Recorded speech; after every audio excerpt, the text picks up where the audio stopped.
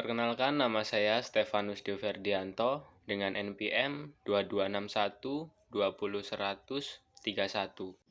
Perkenalkan, nama saya Antonius Kristiadi dengan NPM 2261200121. Perkenalkan, nama saya Matius Sunadi Purnawirawan dengan NPM 2261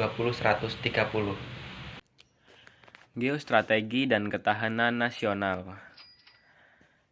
Yang A. Geostrategi.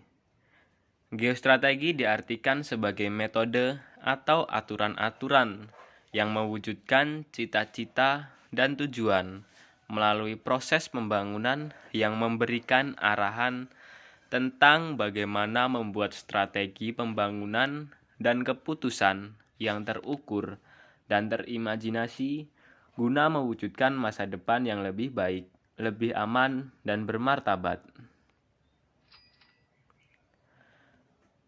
Merujuk dalam pembukaan Undang-Undang Dasar 1945, dijelaskan setelah alinea ketiga tentang pernyataan proklamasi. Kemudian daripada itu, untuk membentuk suatu pemerintahan negara Indonesia yang melindungi segenap bangsa Indonesia dan seluruh tumpah darah Indonesia, dan untuk memajukan kesejahteraan umum, mencerdaskan kehidupan bangsa. Pernyataan dalam pembukaan Undang-Undang Dasar 1945 tersebut adalah landasan fundamental geostrategi Indonesia.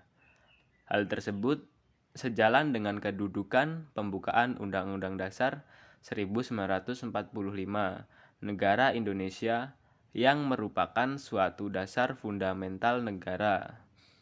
Sebab itu, berkembangnya geostrategi Indonesia sangat terkait erat hakikat terbentuknya bangsa Indonesia yang terbentuk dari berbagai macam etnis, suku, ras, golongan, agama, serta adanya proses sejarah, nasib, serta tujuan untuk mencapai martabat kehidupan yang lebih baik.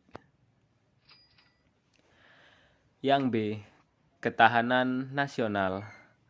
Ketahanan nasional Indonesia adalah kondisi dinamis suatu bangsa yang berisi keuletan dan ketangguhan, yang mengandung kemampuan mengembangkan kekuatan nasional dalam menghadapi dan mengatasi segala ancaman, gangguan, hambatan, dan tantangan, baik yang datang dari luar maupun dalam negeri, yang langsung maupun tidak langsung membahayakan integritas, identitas, kelangsungan hidup bangsa dan negara, serta perjuangan dalam mengejar tujuan nasional Indonesia. Kemudian ada asas-asas ketahanan nasional. Yang pertama ada asas kesejahteraan dan keamanan. Yang kedua itu ada asas komprehensif, integral, atau menyeluruh terpadu. Yang ketiga itu ada asas ke dalam dan mawas keluar. Yang keempat ada asas kekeluargaan. Nah, pengertian asas ketahanan nasional itu adalah tata laku yang didasari nilai-nilai yang tersusun berlandaskan Pancasila, Undang-Undang Dasar 1945, dan wawasan Nusantara ini merupakan kondisi sebagai persyaratan utama bagi negara berkembang yang memfokuskan untuk mempertahankan kelangsungan hidup dan mengembangkan kehidupan negaranya. Asas-asas tersebut adalah sebagai berikut. Yang pertama, asas kesejahteraan dan keamanan.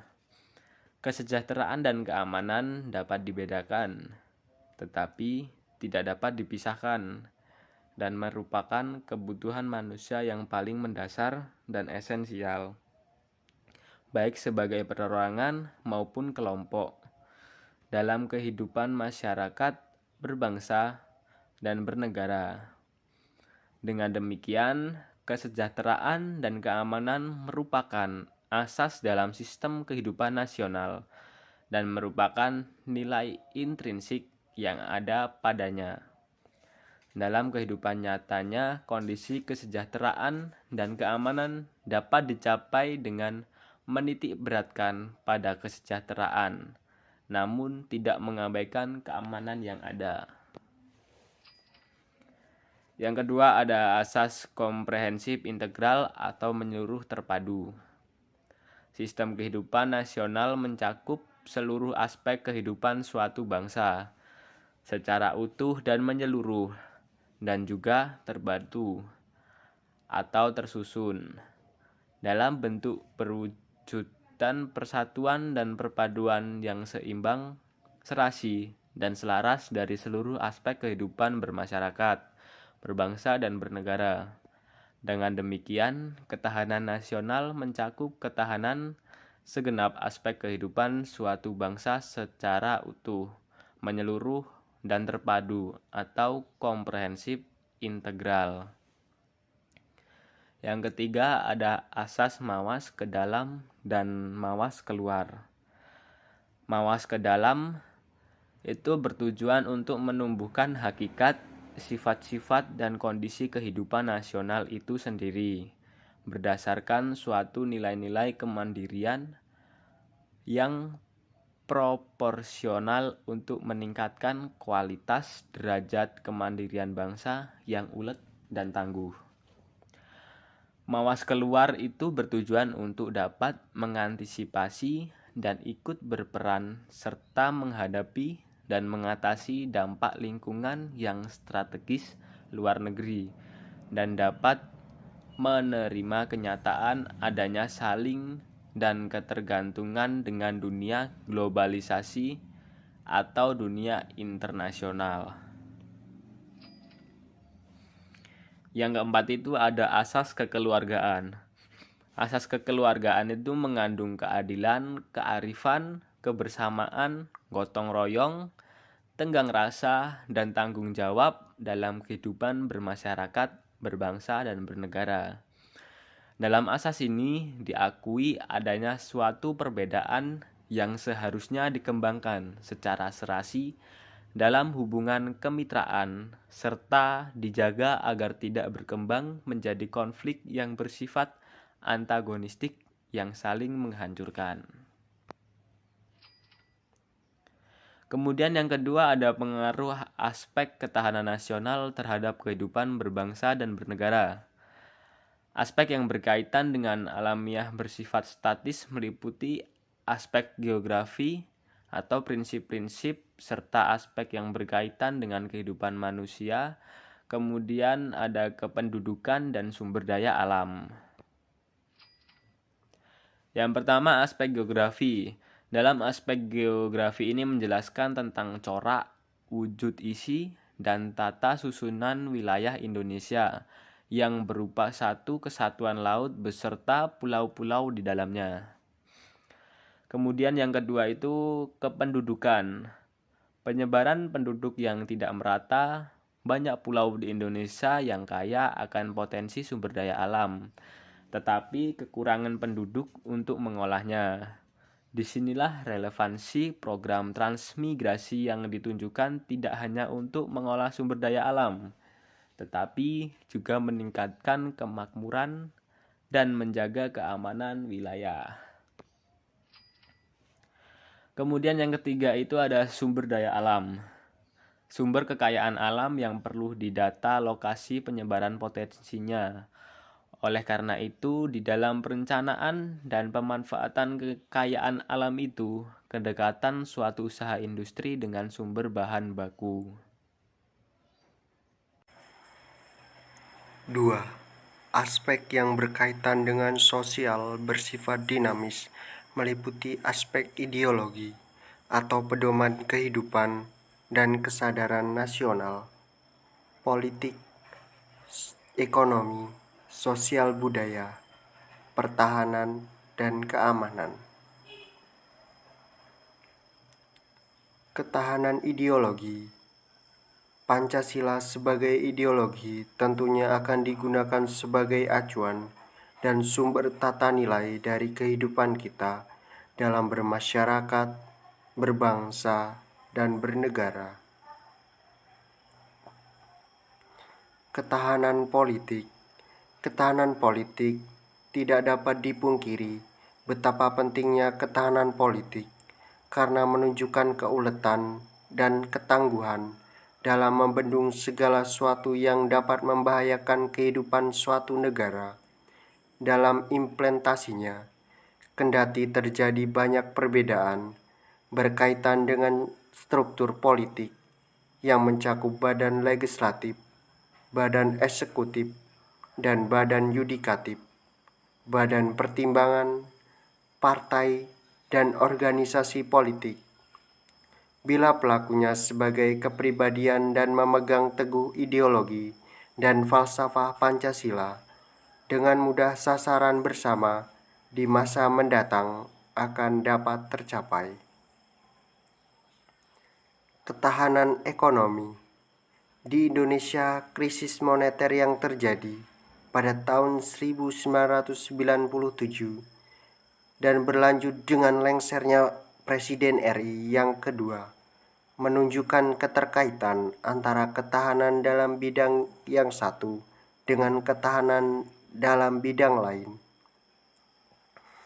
Ketahanan sosial budaya meliputi agama dan kehidupan beragama, tradisi, dan pendidikan. Ketahanan dan pertahanan dan keamanan. Pengertian ketahanan, pertahanan, keamanan berkaitan erat dengan upaya melindungi kepentingan bangsa dan negara demi terwujudnya kondisi kelangsungan hidup serta berkembangan kehidupan bangsa dan negara. Pengertian ketahanan keamanan juga meliputi hak dan kewajiban warga negara dalam rangka pencapaian tujuan nasional. Otonomi daerah. A. Pengertian otonomi daerah. Otonomi daerah berasal dari kata otonom dan daerah, merujuk dalam bahasa Yunani sendiri. Kata otonom berasal dari kata autos yang berarti sendiri dan kata nomos yang berarti aturan atau perundang-undangan. Pengertian otonom daerah berdasarkan Undang-Undang Nomor 23 Tahun 2014 dan Undang-Undang Nomor 9 Tahun 2015 tentang pemerintahan daerah adalah hak, wewenang, dan kewajiban daerah otonom untuk mengatur serta mengurus sendiri urusan pemerintah dan kepentingan masyarakat setempat sesuai dengan peraturan perundang-undangan. Berikut beberapa pengertian otonomi daerah menurut para ahli. 1. Benyamin Hussein. Otonomi daerah adalah pemerintah oleh dan untuk rakyat di bagian wilayah nasional atau negara secara informal berada di luar pemerintah pusat. 2. Ateng Syarifuddin. Otonomi mempunyai makna kebebasan atau kemandirian, tetapi bukan kemerdekaan, melainkan kebebasan yang terbatas atau kemandirian itu terwujud atas pemberian kesempatan yang harus dipertanggungjawabkan. 3. Syarif Saleh. Hak mengatur dan memerintah daerah sendiri, di mana hak tersebut merupakan hak yang diperoleh dari pemerintah pusat. 4. Sugeng Istiantanto. Hak dan wewenang untuk mengatur dan mengurus rumah tangga daerah. 5. Mariun. Otonomi daerah adalah kebebasan yang dimiliki oleh pemerintah daerah yang memungkinkan mereka membuat sumber inisiatif sendiri dalam rangka mengolah dan mengoptimalkan sumber daya yang dimiliki oleh daerahnya sendiri. 6. Philip Malwo. Otonomi daerah adalah suatu pemerintah daerah yang memiliki kewenangan sendiri, di mana keberadaannya terpisah dengan otoritas yang diserahkan oleh pemerintah guna mengalokasikan sumber material yang bersifat substansial mengenai fungsi yang berbeda. B.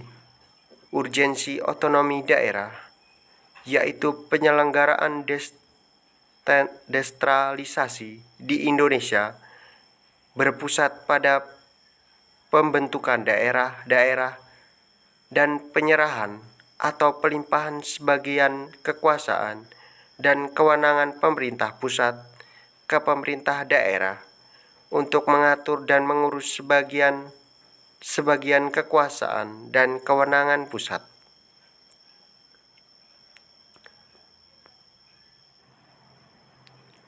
Satu, tujuan otonomi daerah. A. Peningkatan pelayanan publik yang semakin baik. B. Pengembangan kehidupan demokrasi. C. Peradilan nasional. D. Wilayah regional adil. E. Pemeliharaan hubungan harmonis antara pusat dan daerah, serta antar daerah di integritas Republik. F. Mendorong pemberdayaan masyarakat. G. Foster inisiatif dan kreativitas, peningkatan partisipasi masyarakat, mengembangkan peran dan fungsi Dewan Perwakilan Daerah. 2. Manfaat otonomi daerah. Pelaksanaan otonomi daerah dapat dilaksanakan untuk kepentingan masyarakat. B. Potongan birokrasi yang sedikit, prosedur yang rumit dan sangat terstruktur dari pemerintah pusat. Untuk meningkatkan efisiensi pemerintah pusat tidak lagi melakukan tugas-tugas rutin ke daerah-daerah karena bisa diserahkan kepada pejabat daerah otonom. D. Dapat meningkatkan pengawasan kegiatan atau aktivitas yang dilakukan oleh elit lokal yang biasanya tidak simpatik terhadap program pembangunan nasional dan peka terhadap kebutuhan masyarakat miskin di pedesaan. E. Dapat meningkatkan pasokan barang dan jasa di daerah dengan biaya yang terjangkau dan lebih rendah. Itu tidak lagi menjadi beban pemerintah pusat karena telah diserahkan kepada pemerintah daerah. D. Bentuk-bentuk otonomi daerah. 1. Dekonsentrasi. Dekonsentrasi merupakan pembagian wewenang dan tanggung jawab administrasi antara departemen pusat dengan pejabat pusat di lapangan tanpa adanya penyerahan kewenangan untuk mengambil keputusan secara leluasa. 2. Delegasi. Delegasi adalah pelimpahan pengambilan keputusan dan kewenangan pengelolaan untuk melakukan tugas-tugas yang tidak secara langsung dalam pengawasan pemerintah pusat. Sedangkan delegasi merujuk pada suatu situasi di mana pemerintah pusat mentransfer tanggung jawab (responsibility) pengambilan keputusan dan fungsi administrasi publik pada pemerintah daerah yang sepenuhnya tidak dikendalikan oleh pemerintah pusat.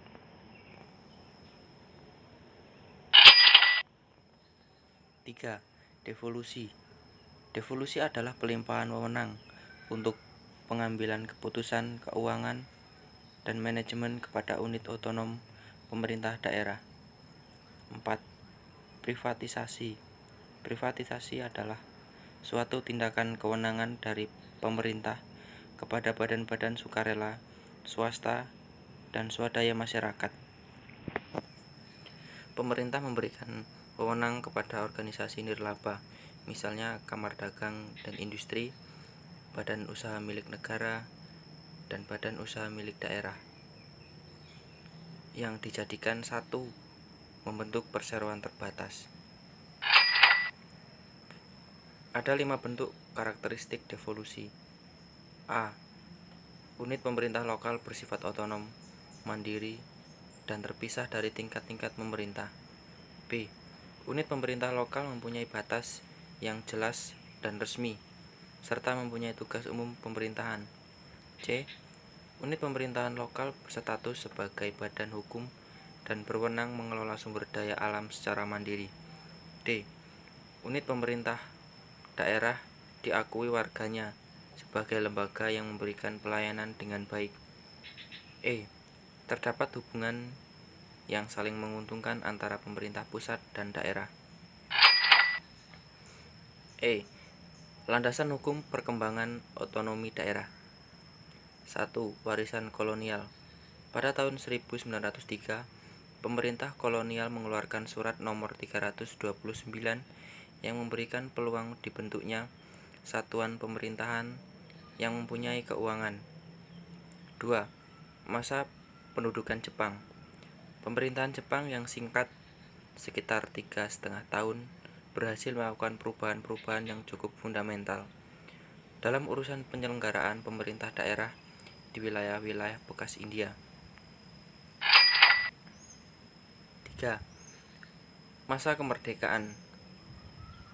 A.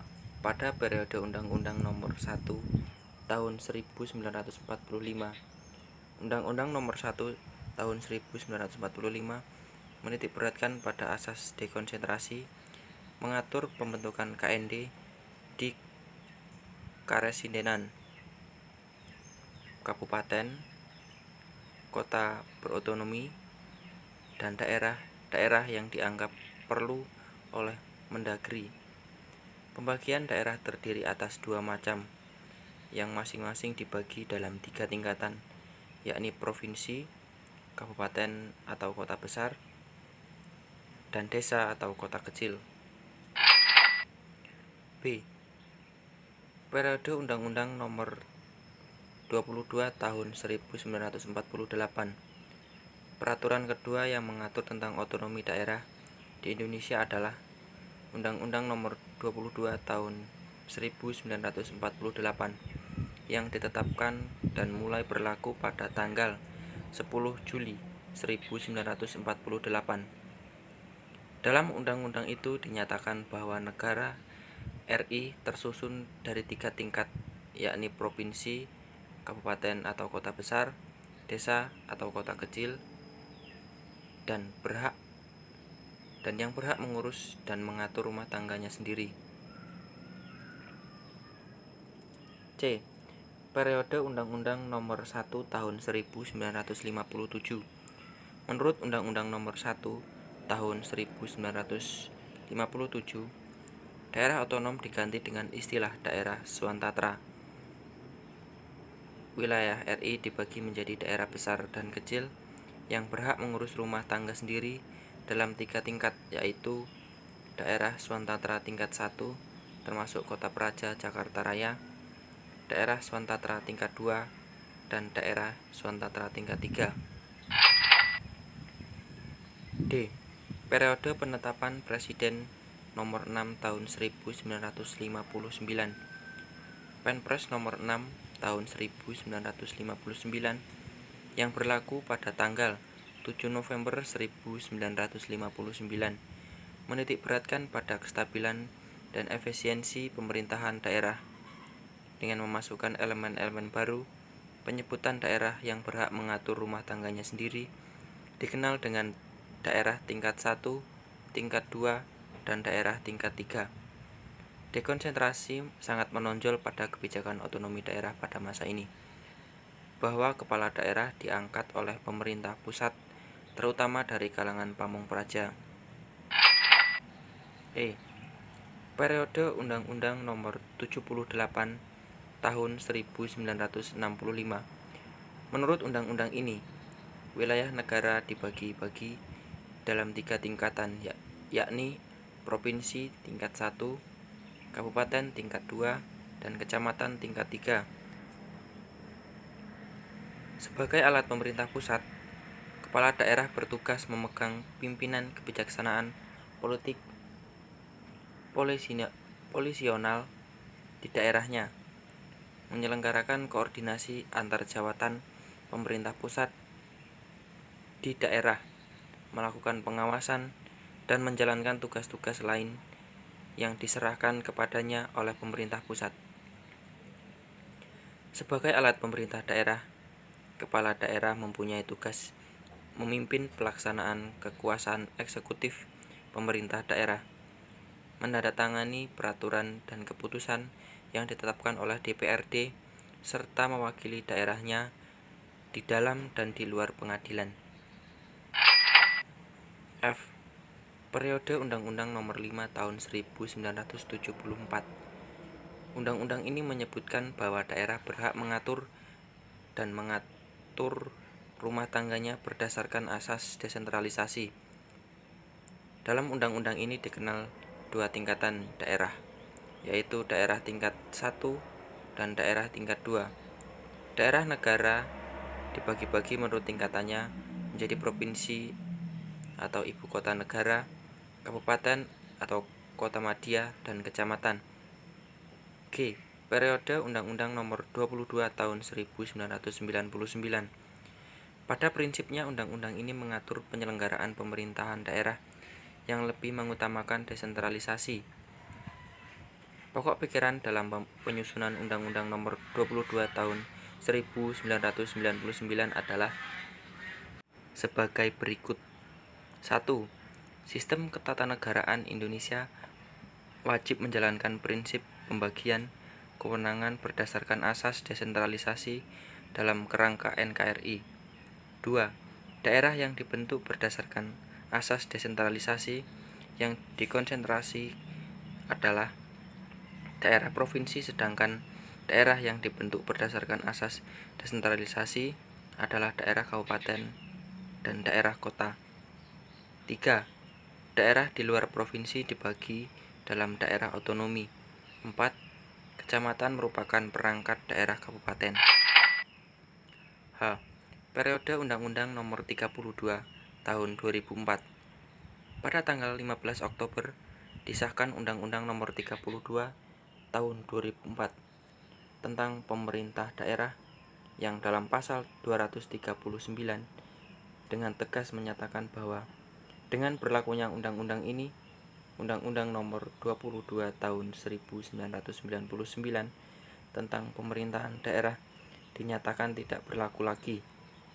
Undang-undang baru ini memperjelas dan mempertegas hubungan hierarki antara kabupaten dan provinsi, antara provinsi dan pemerintah pusat berdasarkan asas kesatuan administrasi dan kesamaan wilayah. Pemerintah pusat berhak melakukan koordinasi, supervisi, dan evaluasi terhadap pemerintah di bawahnya. Demikian juga provinsi terhadap kabupaten atau kota. Di samping itu, hubungan kemitraan dan sejajar antara kepala daerah dan DPRD semakin dipertegas dan diperjelas. I. Periode Undang-Undang Nomor 23 Tahun 2014. Undang-Undang Nomor 23 Tahun 2014 tentang pemerintah daerah telah ditetapkan untuk mengganti Undang-Undang Nomor 32 Tahun 2004 yang tidak sesuai lagi dengan perkembangan keadaan, ketatanegaraan, dan tuntutan penyelenggaraan pemerintah daerah. Muatan Undang-Undang Pemerintahan Daerah tersebut membawa banyak perubahan dalam penyelenggaraan pemerintahan. Salah satunya adalah pembagian urusan pemerintahan daerah. Undang-Undang Nomor 23 Tahun 2014 tentang pemerintahan daerah tersebut sekaligus konsekuensi logis dari ketentuan pasal 18 ayat 1 Undang-Undang Dasar 1945 yang secara tersurat terdapat adanya pembagian urusan pemerintah antara pemerintah pusat dan pemerintah daerah. J. Periode Undang-Undang Nomor 9 Tahun 2015. Undang-Undang Nomor 9 Tahun 2015 tentang pemerintahan daerah telah ditetapkan sebagai hasil perubahan kedua atas Undang-Undang Nomor 23 Tahun 2014 setelah menimbang melalui beberapa hal berikut ini. A. Bahwa untuk kesinambungan kepemimpinan di provinsi, kabupaten atau kota diperlukan mekanisme peralihan kepemimpinan daerah di masa jabatannya yang demokratis untuk dapat menjamin pembangunan dan pelayanan kepada masyarakat. B. Bahwa ketentuan tugas dan wewenang Dewan Perwakilan Rakyat daerah provinsi, kabupaten atau kota perlu dilakukan penyesuaian dengan undang-undang yang mengatur pemilihan gubernur, bupati, dan wali kota. C. Bahwa untuk mengatasi permasalahan sebagaimana dimaksud pada huruf B, ketentuan tugas dan wewenang Dewan Perwakilan Rakyat daerah provinsi, kabupaten atau kota sebagaimana diatur dalam Undang-Undang Nomor 23 Tahun 2014 tentang pemerintahan daerah perlu dilakukan perubahan. D. Bahwa berdasarkan pertimbangan sebagaimana dimaksud dengan huruf A, huruf B, dan huruf C, perlu membentuk undang-undang tentang perubahan kedua atas Undang-Undang Nomor 23 Tahun 2014 tentang pemerintahan daerah.